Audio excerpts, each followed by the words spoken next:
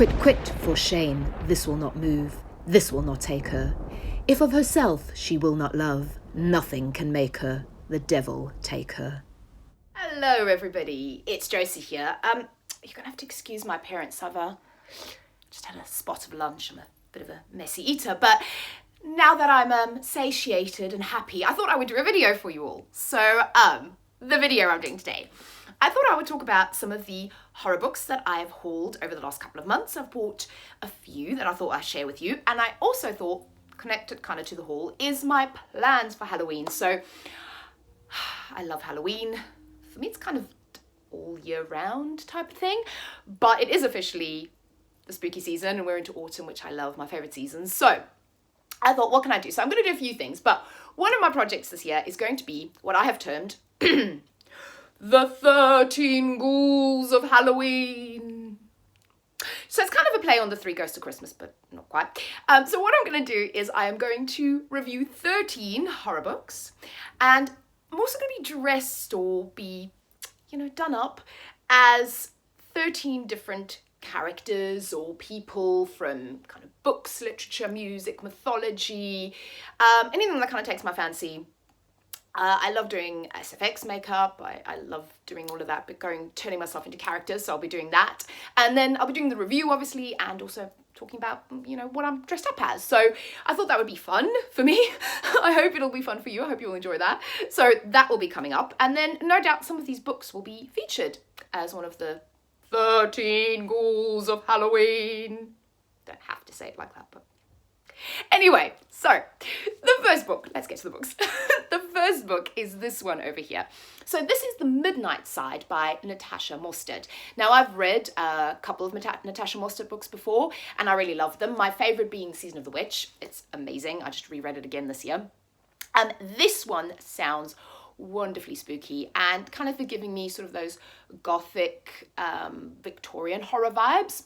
So the back says, a phone call from the dead, lucid dreaming, a ghost manipulating the London Stock Exchange, and a seductive woman who even from the grave is able to direct events to her satisfaction. Sounds amazing. So yes, I don't want to know any more than that. That sounds awesome. This is definitely going to be one of the 13 books. Sounds great. So the next book, so this one I picked up because of the lovely Maris at Harpies in the Trees, which I love. It's one of my favourite channels and Insta feeds. And that is Adam Neville's No One Gets Out Alive. So this book, she was saying it's amazing, it's creepy, it's all sorts of wonderful, and yeah, I had to get it. So I do love any sort of haunted house type of scenarios. Just kind of crazy houses are always fun. But this book, so the synopsis is that you have Stephanie, who's the main character. She is, I believe it's Stephanie, she is kind of down on her luck and she needs somewhere to live and she needs somewhere that's cheap. So she answers an ad for a suspiciously cheap apartment and meets a very creepy landlord, but because she's desperate, she decides, you have to go for this. And I believe that's when things start getting real. And I also think this has a dual timeline. So kind of now and then, which I quite like. The other thing that really attracted me to this book is the cover. And this just reminds me of like a slasher film. So I'm total trash for 90s teen slashers. Scream forever. So that just really drew me to it. And I've not read any Adam Neville before, so I thought I'd pick it up. And on that note, while I was in the Adam Neville section, I picked up another book. So this is Adam Neville's Banquet for the Damned. Again, cover is gorgeous. My favourite colour combination, red and black.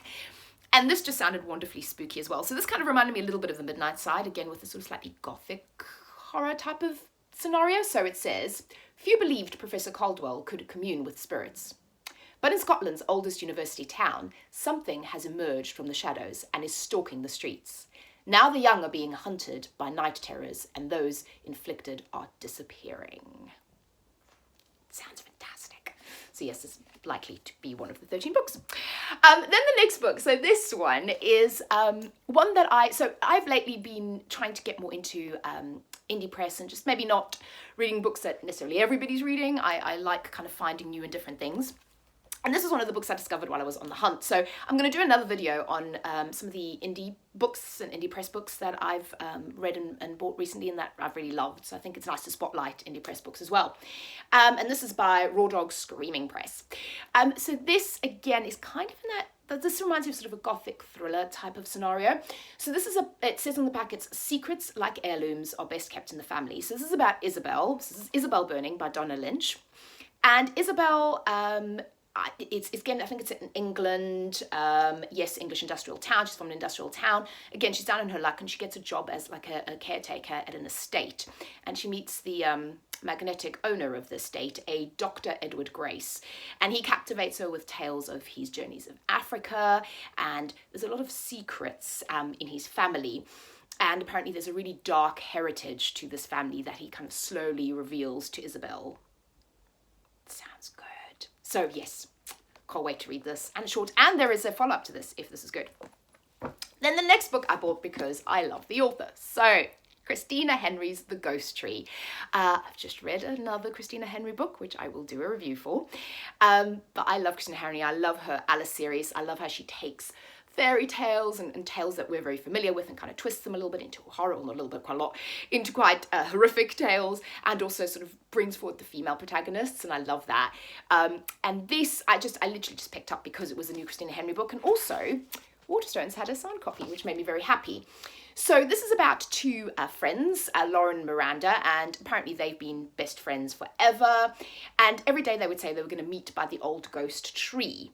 And then kind of and go for little adventures. And then it says, but now Miranda only likes boys. And Lauren's father was found in the woods with his heart torn out, and no one was ever caught.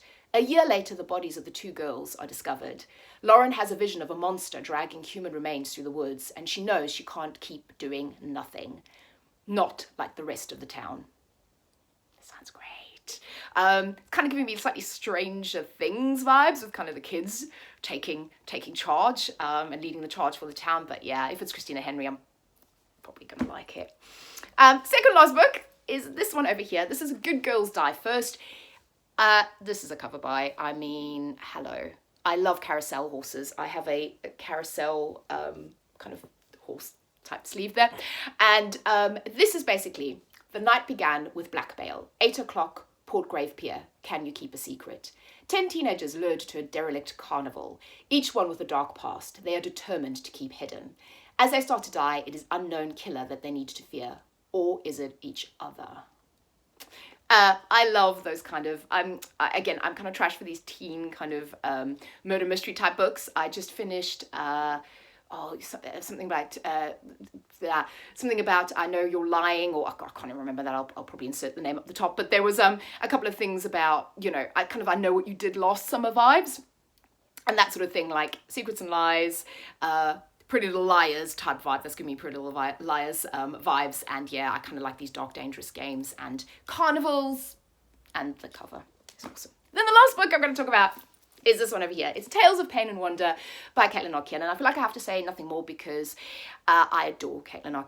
I'm going to do another Caitlin R. video because I've actually read quite a lot of her books lately and reread a few. This is a collection of short stories. Her writing is, there's drawings in here as well. I didn't realize that. Her writing is always amazing. And this is illustrated. How cool. I just love her work. She's dark, she's creepy, she's diverse. She's magnificent.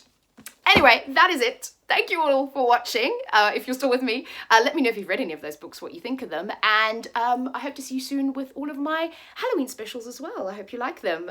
Keep well and safe, and I'll speak to you all again very soon. Bye.